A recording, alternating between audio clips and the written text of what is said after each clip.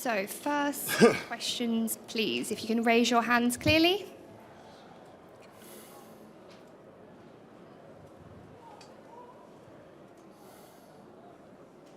Toutai, was the score a bit bigger than what it should have been or what you would have expected? Yeah, I thought so. Like, I don't think they're a 60-point team better than us, but you know, we were our worst enemy. We made some poor execution mistakes, some poor decisions, which probably inflated the score more than we would have liked. But you lose by 10, you lose by 50, you still lose.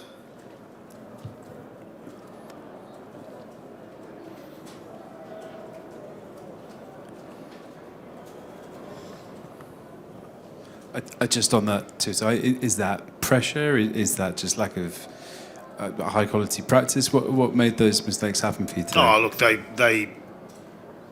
a really good team. You know, they pressured us in the air, on the ground. You know, they're a really complete team, and we've seen this team evolve over the last 12 months. And you know, they're a high quality team. That's why they're number one in the world. So tonight, too good for us. Any more questions from the floor? Please raise your hand clearly down the front, and then we'll go to the back. George Bahulu, Tonga Sports Tribune. Coach Kefu, how do you respond to a defeat like this in preparation for next week's match against Scotland? Yeah, look, I think the effort was actually quite good from our guys.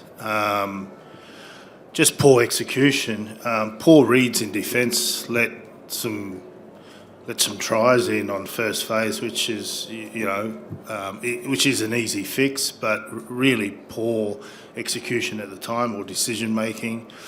Look, we've just got we've got to flush it, take the positives, learn from it, and move on.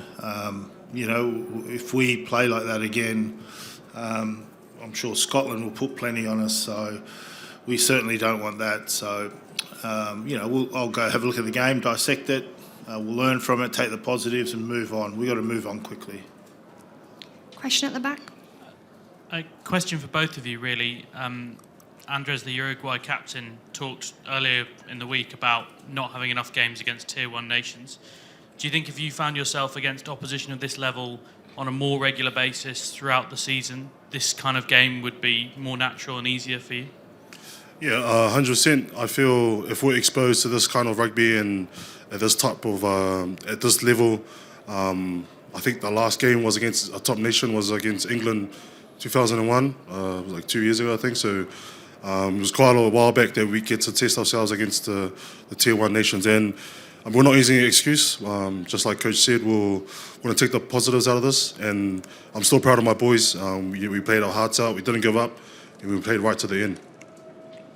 At the front. Yes, Ben, a word about your discipline. In the first half, it makes the difference between you and Ireland. Yeah, So these games, you know, you can't afford to give away easy penalties like that. You know, I think, like I said, there's a lot of boys in this team that have been exposed to this level, and you know, you can't afford to give away easy penalties like that, especially to a team like Ireland that can change that into easy points. Hey Ben, just on Ireland, what is it they do that's so difficult to play against, and how much do you think they're going to feature in contention for the actual World Cup? I think personally, I think they do the small things very well. You know, just the small micro skills, just little 1% things that you don't see on camera or see the flashy stuff. They just do those really small things well, and heads to them. You know, that was our first game. We had one under the belt, and they know what it's like to be at this level, and we're looking forward to Scotland. Any more questions from the floor? That's a wrap. Thank you very much. Bonsoir. We'll be back shortly with Ireland.